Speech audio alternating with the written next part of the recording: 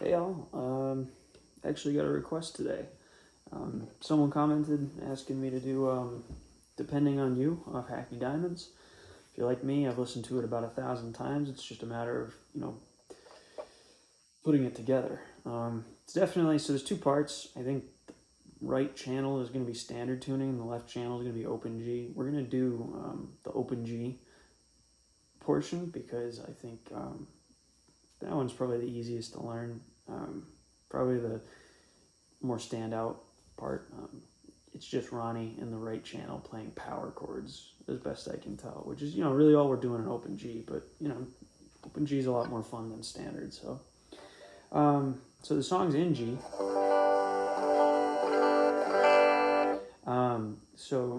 If you were to just not do any inflections, the verses would just be like this.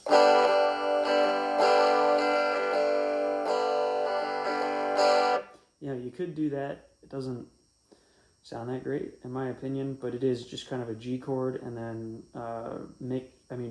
Keith and Ronnie are doing the inflections. So, like, you're going to have, kind of like what we would do for, like, tumbling dice, So all that is you're going to take your pointer finger, be the first fret on the B string, and your middle finger will be the second fret on the G string. And you're just going to slide up 2 frets with both fingers. So this is going to be the opening, and it's going to go like this.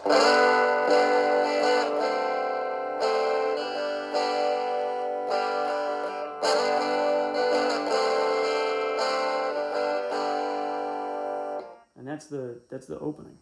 And it's just like that. That's the verse. That's all they're doing for the verses, the opening. And Ronnie's just kind of following the vocal melody on a slide guitar, and that's all there is to the verses in this song. So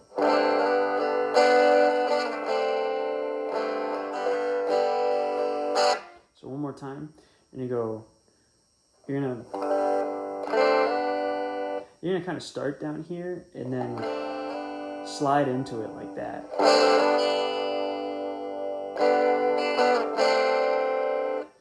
And then you're going to go back.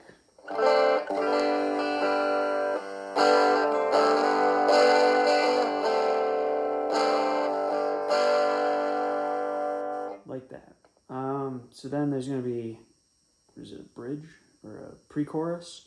And the pre-chorus is going to be...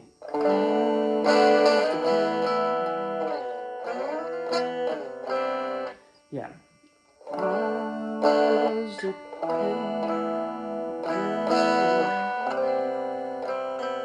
Something like that. I'm trying to remember the lyrics. But anyway, so if you listen real carefully, you can hear these B and D strings. Keith's playing them open throughout the whole song. He never stops.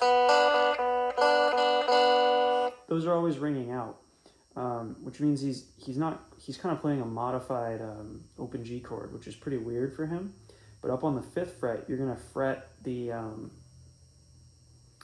A, D, and G strings, but let the B and E strings ring out. So you're actually going to do that at the 7th fret. I'm sorry, we're going to jump back to the 5th fret later, but you're going to start at the 7th fret, fretting the A, D, and G strings.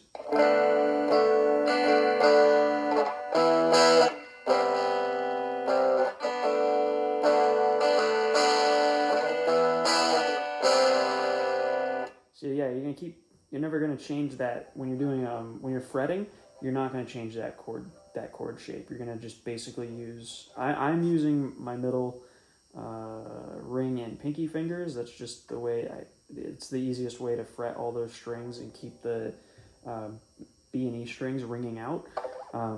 But yeah, so you're just going to start up at the 7th fret, slide up to the 9th, and then fall back to the 5th.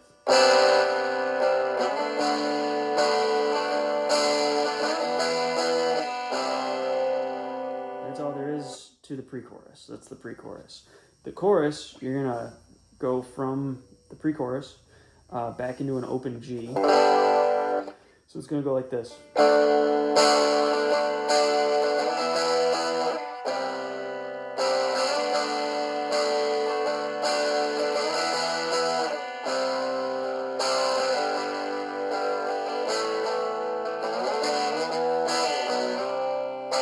So you're going to go from the pre-chorus into that open G.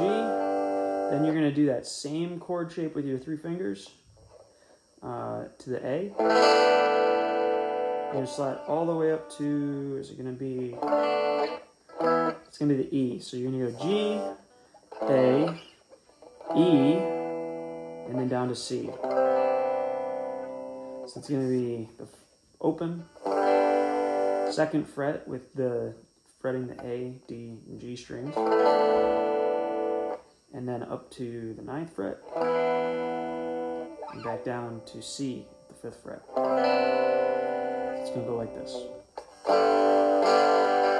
2nd, 9th, back to the 5th.